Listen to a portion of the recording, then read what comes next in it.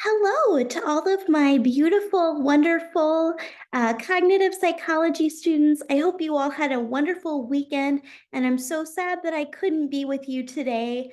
As I mentioned, I had a medical situation arise that needed to be swiftly resolved, so I couldn't be in class today, but I wanted to go ahead and continue covering content for all of you. Okay, so what I'm going to do in this video is I'm going to continue our discussion regarding the origins of cognitive psychology. So what I would like you to do is two things. One, I would like you to watch this video very carefully and take notes in the same manner that you would if this was a synchronous lecture meeting. Secondly, I would like you to upload a screenshot of this video on your computer screen or phone or iPad or whatever, just so I have a means of taking attendance. So I have a link on Canvas for you to go ahead and upload your screenshots. And I apologize if that seems kind of silly or unnecessary. It's just because I need some kind of a record that, we had a virtual class today and everybody was in attendance. The last thing is that y'all will have a quiz. So there will be a quiz over this content in the same way that there would be if I was in class teaching. So it'll be linked in Canvas and you'll take it just like you did the last quiz, okay? It'll be 5 questions and it'll be timed, so you'll have 7 minutes to complete it. So certainly if after watching the video, you have any questions or concerns, or if you have any urgent questions regarding our last quiz that you would like resolved before you take the new quiz, certainly feel free to reach out. You can text me or email me or whatever form of communication you would prefer, and I would be happy to answer your questions. Okay. And I will definitely see you guys on Thursday. So I look forward to that reunion. But in the meantime, let's jump into our lecture for today. Okay. So the seminal moment has arrived for me to share my screen. Hopefully this goes well. I haven't done this in a while. Okie dokie. Right.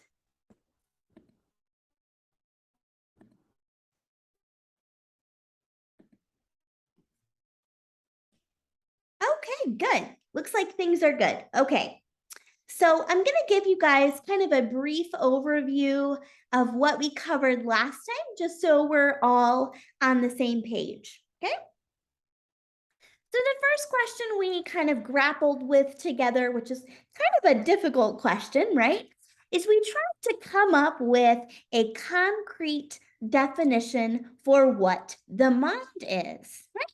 And it makes sense that we would start there because the textbook definition or the official definition of cognitive psychology is the scientific study of the mind, right?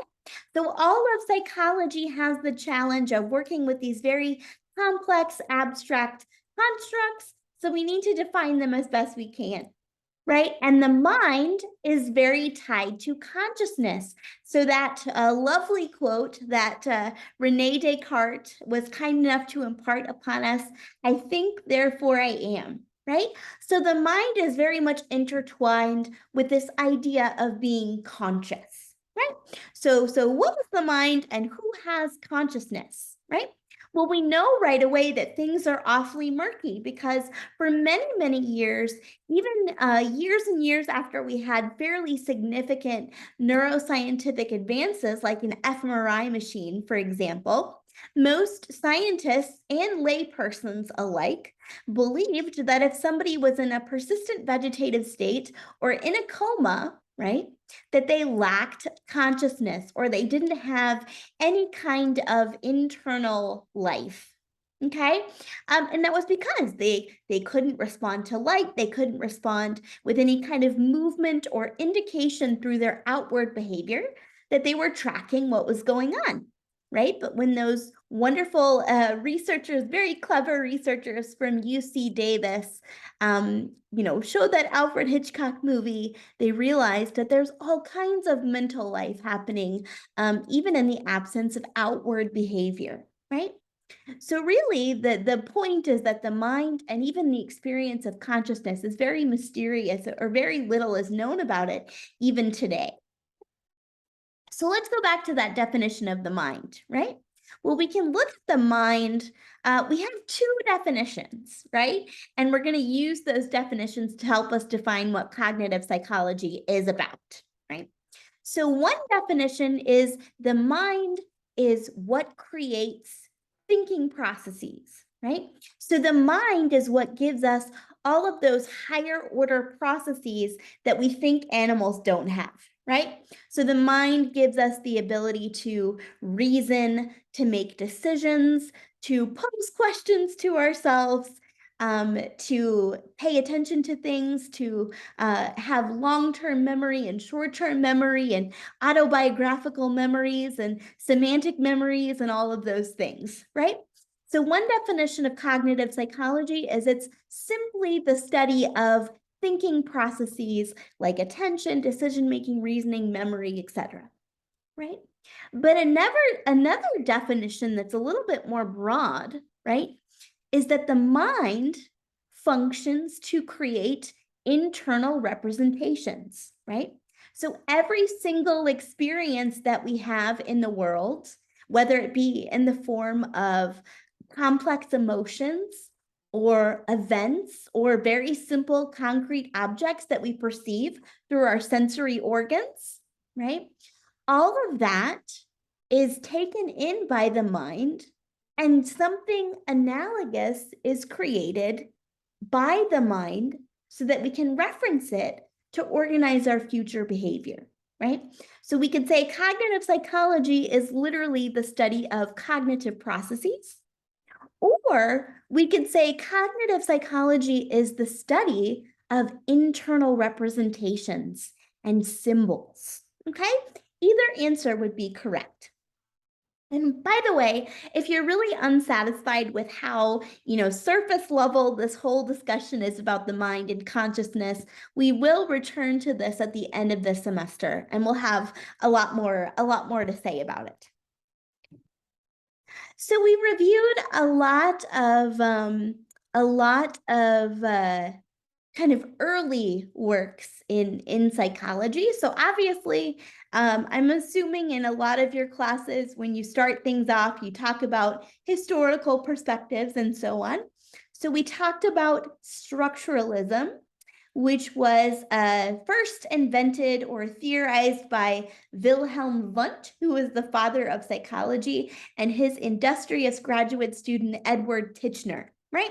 And I put shenanigans here because introspection was a little interesting, let's say. So there were certainly some nefarious acts on the part of Titchener in particular, but really the goal of it was to think about the mind and internal representations and these sort of higher order processes and distill them down to the quickest, fastest, and most fundamental processes.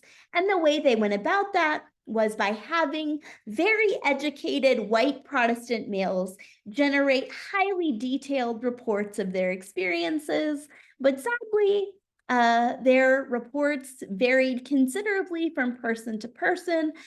They could not be verified for accuracy or truth, and they were not representative of the vast majority of the population, right?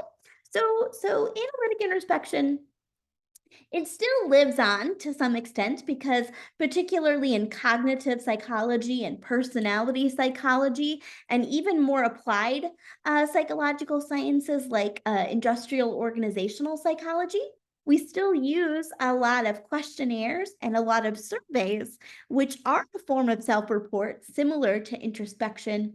But fortunately, we have much more advanced statistical and scientific tools at our disposal to try to avoid some of the pitfalls of introspection. Okay, so moving on from those shenanigans, we have shenanigans, right? So we talked about what I'm calling early work in pre-cognitive psych. So both Donders and Ebbinghaus did their really important, amazing experiments prior to the formal founding of cognitive psychology in 1967, right? So we talked about Donder's methods of simple and choice reaction time and how he subtracted simple reaction time, which indexed the perception of a stimulus, from choice reaction time, which indexed how long it took to make a choice. And that's how he solved his fundamental question of mental chronometry, right? How long it takes people to make a decision, right? So these reaction time tasks they stood the test of time, so to speak, in the sense that they're still widely used today by both health psychologists, cognitive psychologists, clinical psychologists, neuropsychologists, all kinds of folks, particularly in the management of things like concussions, right? To see if there's been any sort of cognitive slowing as a result of any traumatic brain injuries that athletes might sustain, right? So yeah, so Donders, with his simple and choice reaction time, answered his fundamental question, but he also gave us a kind of paradigm that is still in use today, right? And then we have my pal, my favorite early psychologist, Herman Ebbinghaus, who used himself as his only test subject, which is a big no-no, but we will forgive him for that. And he used the same methodology that a lot of us use when we're trying to learn something, in that we learn it to some kind of criterion, right? So if we're going through a stack of flashcards, we study them until we can repeat them back from memory, the definitions or whatever information we're trying to learn. And then we see how long it takes us to relearn them, right? So that's exactly what Ebbinghaus did with his method of savings. He studied a series of nonsense syllables that didn't have any prior association in memory. And he looked at the time that it took him to learn the nonsense syllables in order. And then he waited a period of time and attempted to relearn them. And using that method, he was able to plot a time course of forgetting. And what he found is that over time, as the amount of time between his initial study and his subsequent study increased, so did his rate of forgetting, right? But eventually that leveled off, right? So he was able to use his method of saving to learn something about what is remembered, right? That's our savings, and also what is forgotten over time, which is the reduction in savings as the amount of time increases, right? So that's Donders and Ebbinghaus, and really the reason why they're both so important is not just because the methods that they used and the results that they found, particularly Ebbinghaus's results, are still true today. So they're really fundamental truths, or the closest that we get to fundamental truths in psychology. But it also illustrates the method that we use, right? So we know that we can't directly access the mind because the mind is a black box, right? But we can infer from behavior something about the mind, right? So using these very quantitative methods of subtraction, right? Donders and Ebbinghaus were able to deduce from a certain behavior, whether that was the time it takes to do something, or the time it takes to make a decision, or the time it takes to remember something, or how many items we remember on a list, right? So all of those indices tell us something about a mental process, right? So again, some mental processes, while we can't access them directly, we can infer something about them by looking at observable behavior. Okay? All right, so that's just a quick review of everything we talked about last time. So let's start looking at new concepts for today. Okay. So we have two more schools of thought, or two more stops before we get to cognitive psychology. So the school of thought that came about not so much after structuralism, but kind of parallel with structuralism, was a school of thought pioneered by William James. So William James was essentially the father of American psychology, and he has several different distinctions. So not only was he the first American psychologist, he also taught the first psychology course at Harvard, and he created the first psychological textbook known as Principles of Psychology. And there were actually multiple volumes of this. And interestingly, the textbook was very much unlike the textbooks of today that include a lot of, verifiable scientific findings and sources and things like that. Really, Principles of Psychology was more of a philosopher's manifesto, so to speak. So all of James's chapters on cognitive psychology, or processes like attention and memory, for example, were basically him writing his own educated guess about things. So he really didn't collect any data. He just kind of thought about stuff and came up with what he thought were reasonable theories of various psychological processes. So again, this definitely would not meet the rigors of the scientific method as we know it today. But interestingly, a lot of his intuition has been found to be accurate. And indeed, his thoughts, particularly on emotion and the origins of emotion and cognition, hold up. So we'll talk about that when we get to emotion and motivation in this course. Okay. So again, his observations in his textbook were not based on the results of any experiments, but just his educated guesses. So thank you, William James. So I'll give you an example, and we'll return to this when we talk about attention. But one of the best known of James's observations is on the nature of attention, right? So as impressive as the accuracy of James's observations are, okay, like I said, these were not the product of experiments. So we kind of take them with a grain of salt, but they turned out to be remarkably accurate. So this quote says, "Everyone knows what attention is. It is the taking possession by the mind in clear and vivid form of one out of what seem to be several simultaneous possible objects or trains of thought. Focalization, concentration of consciousness are of its essence.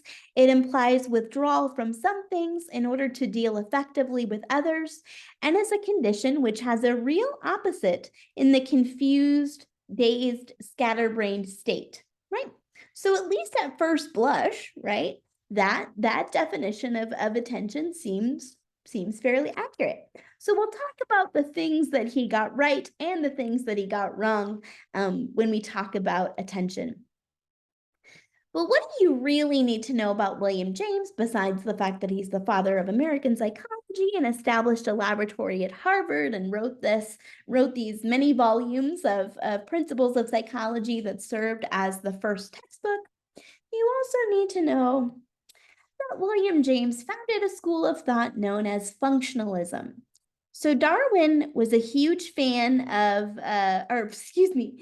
William James was a huge fan of Darwin. When he first read The Origin of Species in 1859, he couldn't put it down, and he thought, this is exactly the kind of thing that psychology needs if it's going to grow from its current fledgling state into an established science.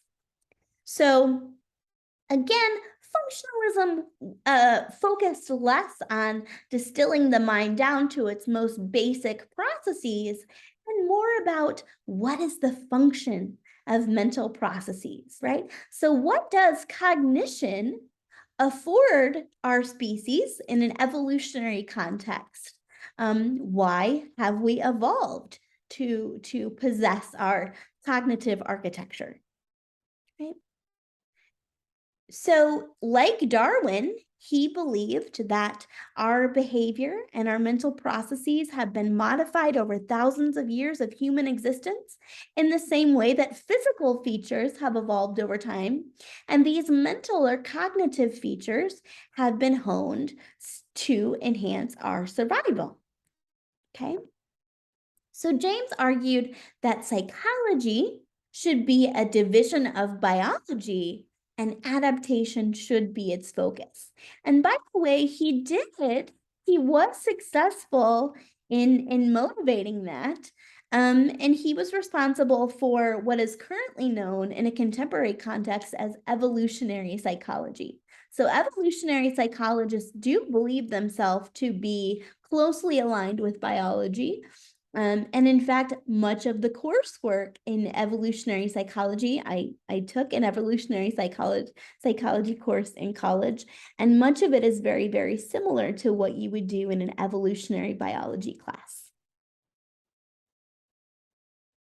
Okay, so again, he was very focused on how consciousness and emotions evolved to enhance our survival.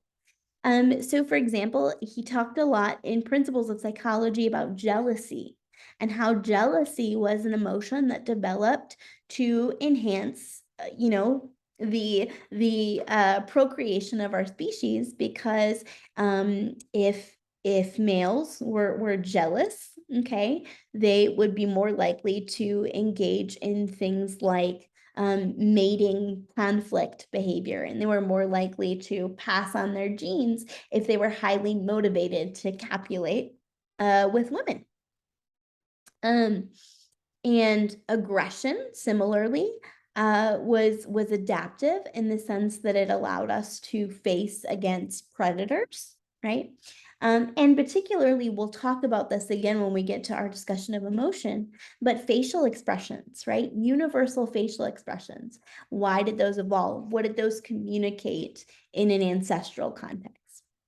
So that's just a quick rundown of functionalism and William James, but we'll definitely return to that later on in the course. Okay, all right. So I know that most of you probably saw this coming. You knew we were going to talk about behaviorism at some point. And yeah, so structuralism and functionalism, there was a lot of focus on psychoanalytic theory. So after structuralism and functionalism, really that's when Sigmund Freud and his theories about, psychosexual conflict and development and the id, the ego, and the superego and defense mechanisms, all of that was very, very prominent in the early 1900s. And that really dominated a lot of the conversation in psychology, not just in America, but also in Europe as well. So that was a significant force. But around the 1920s, there was an alternate perspective. So in the early 20th century, early 1900s, the focus of psychology shifted away from the study of the mind and mental processes, okay? So with the fall of functionalism and structuralism, and with the tremendous rise of Freudian psychology, the movement of behaviorism came out of a deep-seated resentment, right? Because in this context, we're not only talking about things like self-report, right? On it.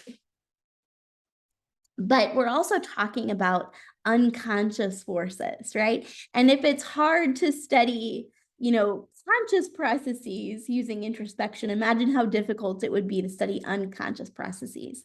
And so that's really the conflict and turmoil that led to the founding of behaviorism, right?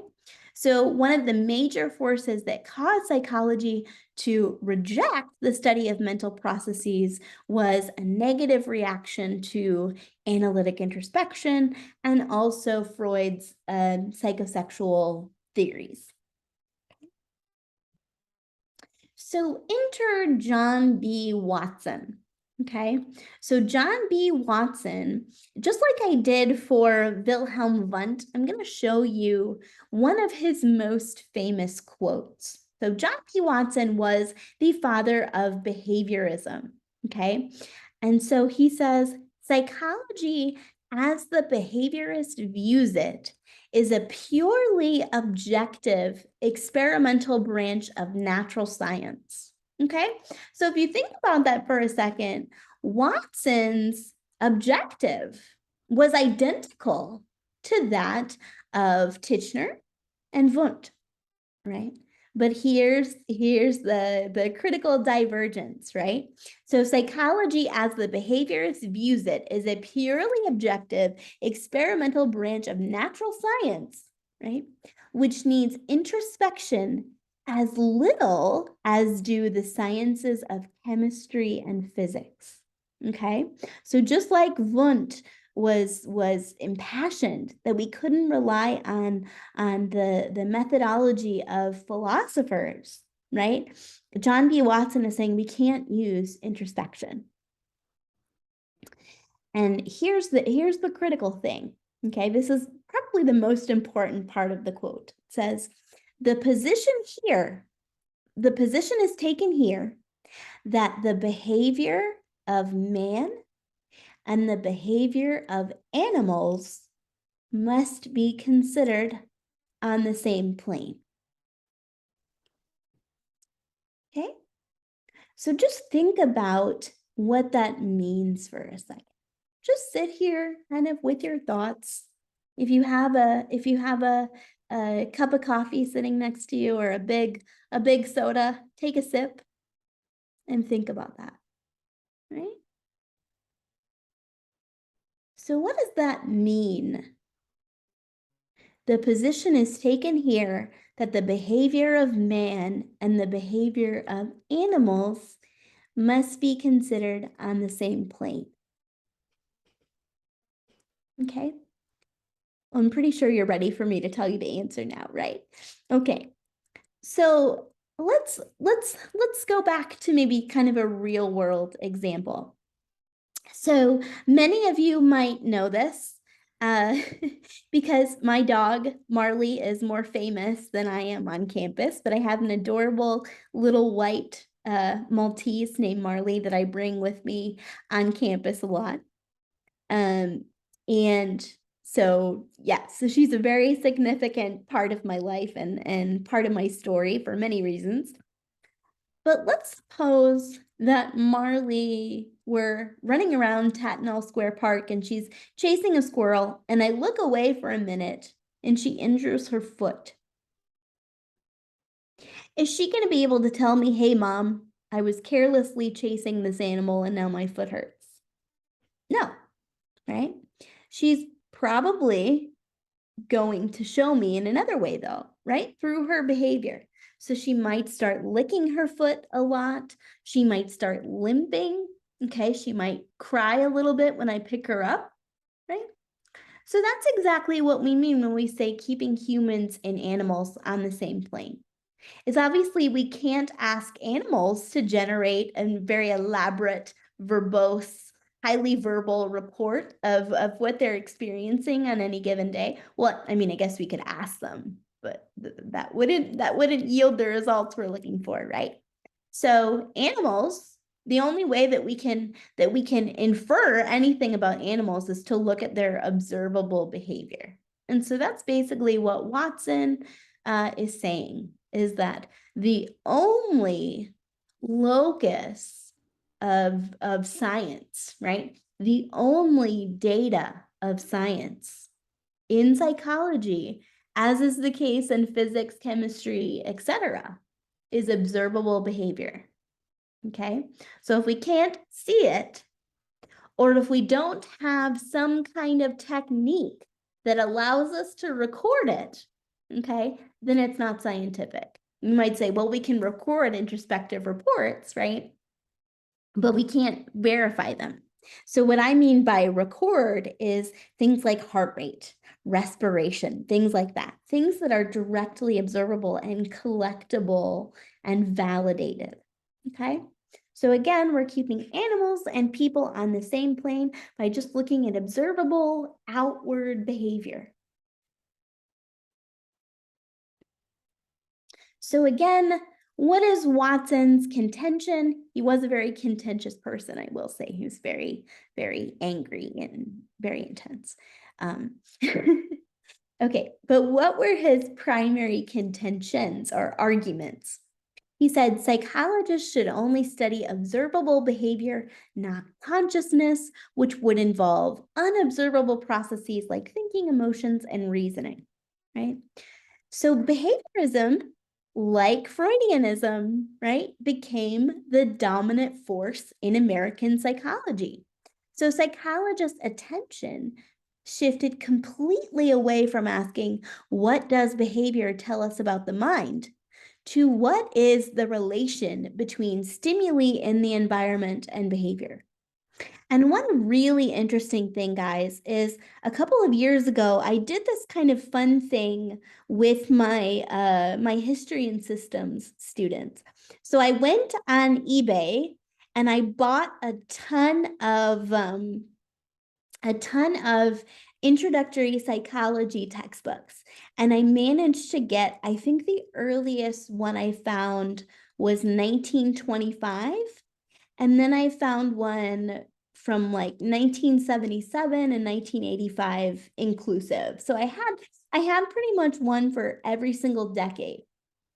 And starting in the 1920s, 1930s, if you open your intro psychology textbook, you'll note that the definition of psychology is now the scientific study of mental processes and behavior. But in the 1920s, all the way to the 1970s, psychology was the study of behavior. Okay, so there was no mention of mental processes for basically 40 years. That is how dominant this idea of behaviorism was.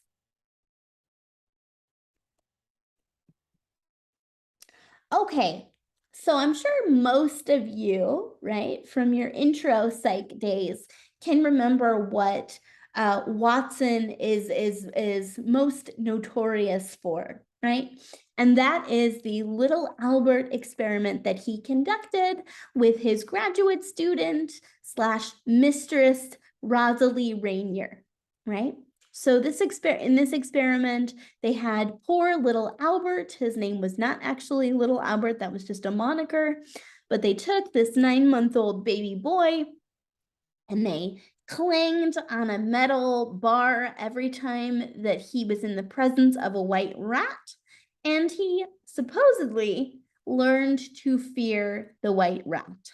Okay, so the methodology that the methodology that Watson and Rainier used was classical conditioning, and they attempted to show support for their behaviorist ideals, which is that even these highfalutin sort of abstract processes that you cognitive people like to refer to as emotions and fears, even those things can be distilled down into simple associations between stimuli and responses.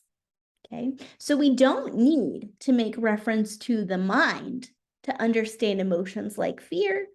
All we need to look at is the environment and how stimuli become associated with a particular response. Okay, so let's go ahead and watch a classic film of the Little Albert experiment.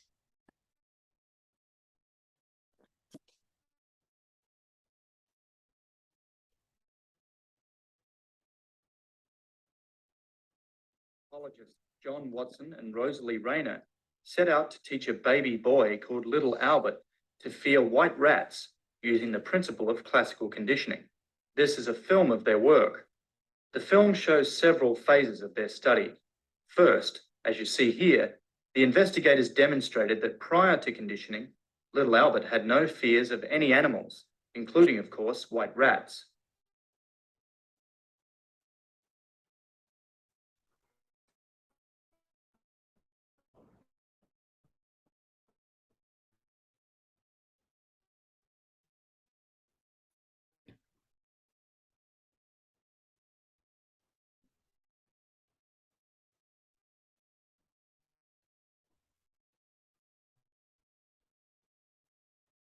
Feel kind of sorry for the dog in this video.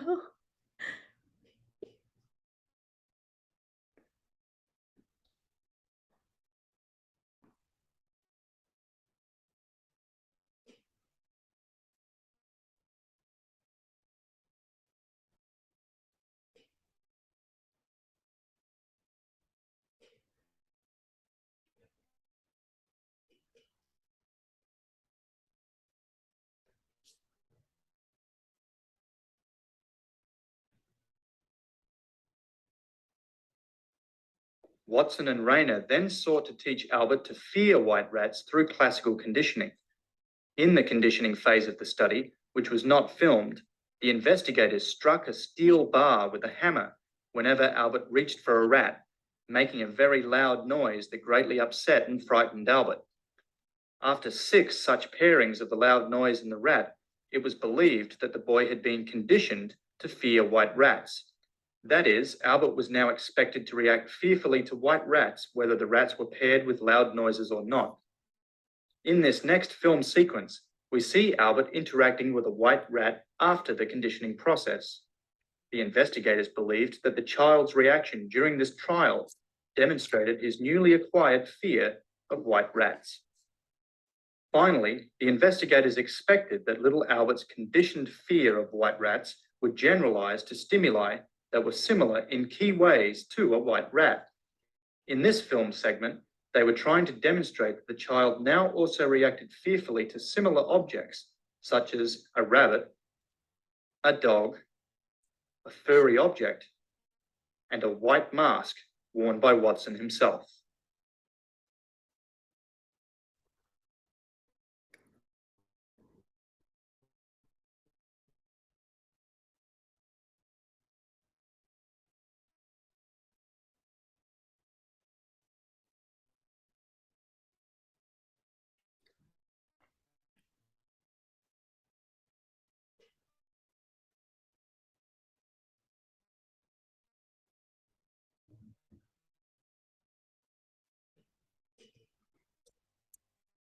Okay, so let's unpack that a little bit.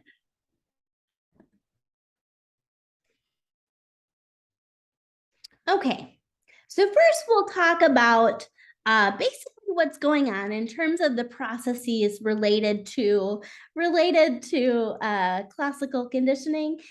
I'll give you some insider info about that experiment, and the word shenanigans again comes to mind. But anyway, okay.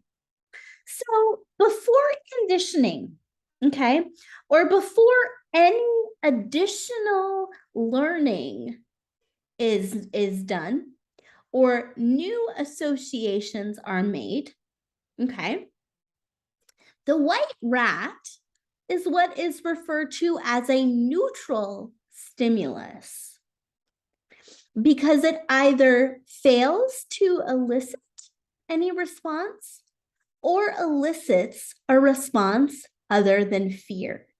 Okay, so therefore we call it a neutral stimulus because it's not really evoking anything new. Okay, so little Albert was a fairly precocious, curious little lad. Okay, so when they showed him the dog and the rabbit and the rat and all of the animals, like kids, curious, and he was willing to touch them and pet them, and he really didn't show a lot of adverse responses, right? He wasn't shy like some kids are. He was very open to new experiences, I should say. Okay, so the white rat is a neutral stimulus because it fails to elicit a fear response. In contrast, okay, no matter who it is, if you just grab a baby off the street, okay, and clang a hammer on a metal bar and make a loud noise, that baby's going to cry from fear. And in fact, most adults would probably have the same reaction, but infants are going to be more likely to have that response because they have a startle reflex, right? So if you make a loud noise in front of a baby, they're going to startle and they're going to cry. Okay. So again, before little Albert made any new associations, right? He came into the world, he came into this experiment, not being afraid of white rats, being very frightened and upset by loud noises, right? Loud noises were an aversive stimulus, and the white rat was a neutral stimulus. Now, what is happening during conditioning, right? Well, let's first define what I mean by conditioning. Conditioning is when you present two stimuli in sequence so that one stimulus predicts the arrival of a second stimulus. Okay, so in this case, you present the neutral stimulus and then you present the unconditioned stimulus. And I'm sure you guys are all remembering this from intro and maybe cringing a little bit because you have to relearn all of these terms potentially, but it's really not complicated. So the rat again is still the neutral stimulus, okay? And immediately after the arrival of the rat, there comes that loud sound. Okay, so again, the loud noise is the unconditioned stimulus because prior to ever meeting Watson or Rainier, but prior to engaging in any of this additional conditioning, right, or learning, little Albert showed a natural fear response. It was unconditioned, it was unlearned. He just came into the world knowing if I hear a loud noise, I'm going to be scared and I'm going to cry. Okay. So the white rat of the neutral stimulus is presented, immediately followed by the unconditioned stimulus of the loud noise. And that elicits, okay, that loud noise. We're not to the rat yet, but the loud noise elicits a natural, unlearned response. A natural, unlearned response or an unconditioned response of fear. Okay. And after we repeat that over and over and over again to poor little Albert, after conditioning, okay, the rat elicits the conditioned response of fear. Okay.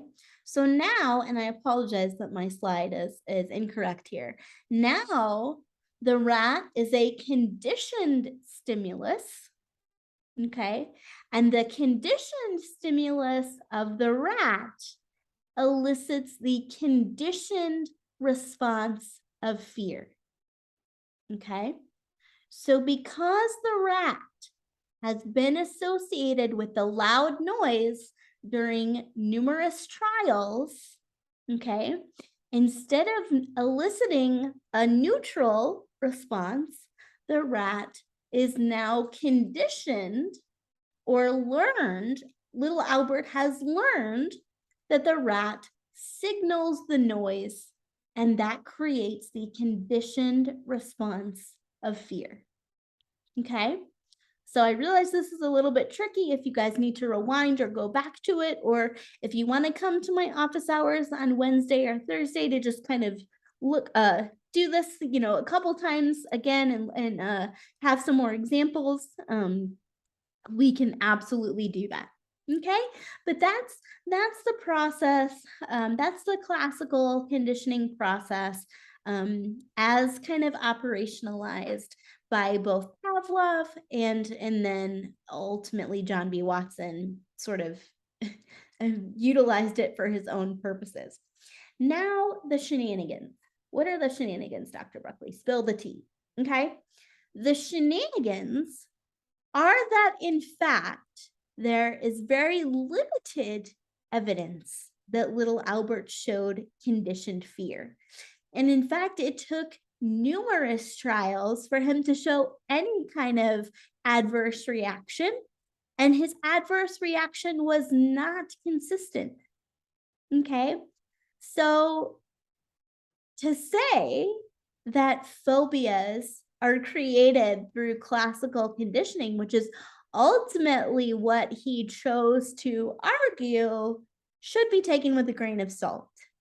And if you look at all of the trials that poor little Albert went through, by trials, I don't mean trials and tribulations, I mean repeated pairings of loud noise, rat, etc. On many of them, he did not show conditioned fear. Equally problematic is another claim that Watson made, which is that little Albert's fear of the white rat generalized to other things, right? So now poor little Albert wasn't just afraid of the rat, he was afraid of the rabbit, he was afraid of the dog, he was afraid of um, a white hand muff, you know, those things that you stick your hand in to keep them warm. He was afraid of that. He was afraid of all kinds of white furry things, including Watson's fake beard. He had a fake Santa Claus beard.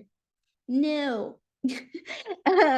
There's very limited evidence that it did generalize. Again, maybe on one or two trials, but it was definitely not a consistent pattern.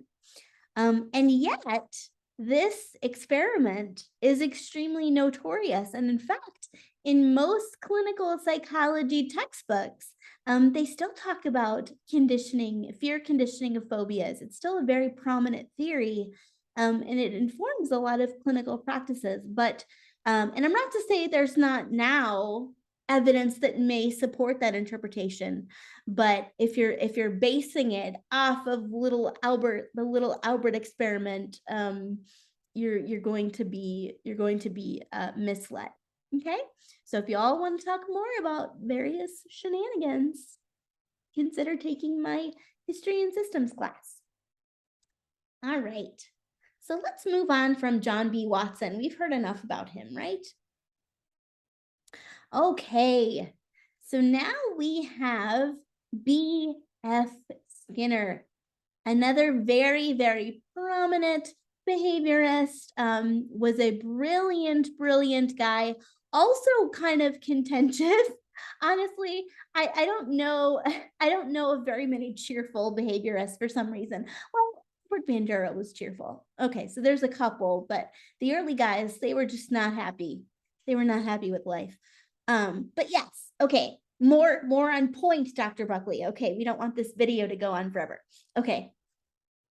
So while John B. Watson was really a pioneer in utilizing classical conditioning to study learned behavior, Skinner was really interested in what's known as operant conditioning. So operant conditioning is based on something known as the law of effect. And the law of effect states that whenever a behavior is followed by a rewarding consequence, okay, whenever a behavior is followed by a rewarding consequence, that behavior is more likely to occur, okay? But if a behavior is followed by a punishment or an adverse consequence, okay, then that behavior is going to be weakened, or that behavior is going to be less likely, okay? So again, it's the notion that behavior is strengthened by reinforcing or rewarding consequences, and it's weakened by punishments, okay? So Skinner is known for the creation of something known as a Skinner box, which is essentially a cage that houses a laboratory rat, and it's equipped with a water dispenser, a food dispenser, sometimes a light, and also a lever. So this is a very sort of classic scientific apparatus. And if you were to, unfortunately at Mercer, we have a psych of learning class, but we do not have a rat lab that's big enough for you all to participate in these experiments. But if you were to go into Dr. Rotifer's lab, you would see his rats housed in cages remarkably like this. And so basically Skinner created this box to show that if the laboratory rat was granted a pellet every single time they pressed a bar, okay, then they would continue to press that bar. Okay. So you might be wondering how in the world, Dr. Buckley, do you teach a rat to press a bar? How does that happen? Well, it happens through a very simple method known as shaping. Okay, so shaping is essentially based on the principle of successive approximations. Okay, and it's the notion that eventually the rat will start off making certain behaviors that are approximations of the behavior that you want. And if you reinforce those other behaviors, eventually the rat will produce the complex behavior that you're looking for, right? So for example, the rat might look in the direction of the lever. Rats are naturally curious. They want to explore their environment and find out what's going on. So when the rat looks toward the lever, you drop a pellet into its dish. Okay, so the rat runs on over and gets his pellet, right? As soon as they smell the pellet, they're like, I want that. And then, so you reward them with a pellet every, a few times, 3 or 4 times when they look toward the lever, okay? And then they learn, if I look toward the lever, I get a treat. And then you stop rewarding them for just looking at the lever. Now they have to maybe raise maybe they have to actually move toward the lever. So they have to take a couple of steps toward the lever. And then you give them a pellet for that a few times. And then eventually they learn that they have to put, their nose on the lever. And then eventually they learn to press it. So it is very possible. And this is one of the ways that Skinner learned to investigate operant conditioning. And he also, in some cases, used punishers. So for example, if you tie an electric stimulator or shocker to a rat's foot, okay, and then activate it whenever they press a lever, then there's going to stop that behavior. That's the influence of punishment. Okay. So that's essentially just a little bit of background on operant conditioning. The other thing to emphasize with operant conditioning is that whenever we talk about reinforcements versus punishments, okay, there are positive and negative reinforcements and punishments. And I kind of see you guys all groaning right now, like, oh, I have to know that too. You have to know that too. So the connotation of positive and negative is totally different than what we know of. So we're not saying one is good and one is bad, right? Positive just means to add something, and negative means to take something away, right? So if our goal is reinforcement, then we want to make a behavior more likely to occur. Okay, so positive reinforcement is adding something pleasant. Okay, so for example, if your child gets straight A's, giving them $5, right? You're presenting their or you're rewarding their good behavior through money. Whereas negative reinforcement is, again, your goal is to make a behavior more likely to occur. Okay, so you might take away something bad, right? So if any of y'all have ever been in a vehicle, right, and you don't buckle your seatbelt, right, that annoying beeping sound comes on, right? And what do you do to get rid of that beeping sound? You buckle your seatbelt, right? So that's an example of a negative reinforcer. We're going to take away that annoying stimulus if your seatbelt buckling behavior increases. Right? And we could say similar things for punishment. So the goal of punishment is to make a behavior less likely to occur, right? So if you're for negative punishment, right, you're taking something away to decrease a behavior. So for example, if your child talks back, you take away their Nintendo Switch or whatever. That's taking away something pleasant to make a behavior less likely to occur. Positive punishment would be adding something to make it unpleasant to make a behavior less likely to occur. So for example, maybe adding additional chores to your child's chore list or something like that would be positive punishment because you're adding something additional that's unpleasant to make a behavior go away. Okay. So that is kind of the basics of operant conditioning. So using those scientific methods, right? Skinner and Watson, when they founded behaviorism, they came up with kind of founding principles or founding assumptions of behaviorism. And one we've already talked about, right? So and this is the most important one, psychological science should not make reference to any mental or internal process. Instead, it should restrict itself to things that are directly observable, such as behavioral responses.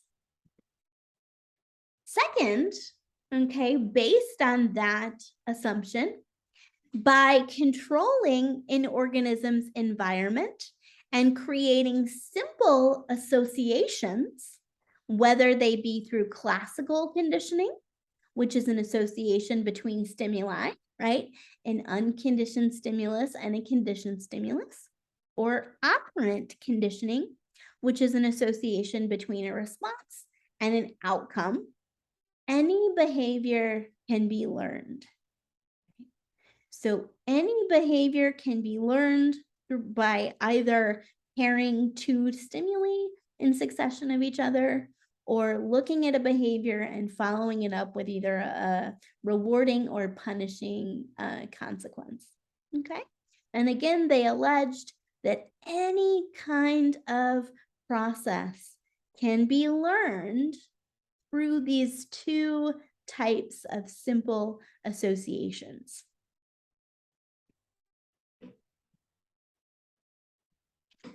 So like I said, this influenced an entire generation of psychologists and dominated psychology in the United States from the 1920s through the 1960s and even the 1970s, guys. So this was a very, very powerful force in American psychology.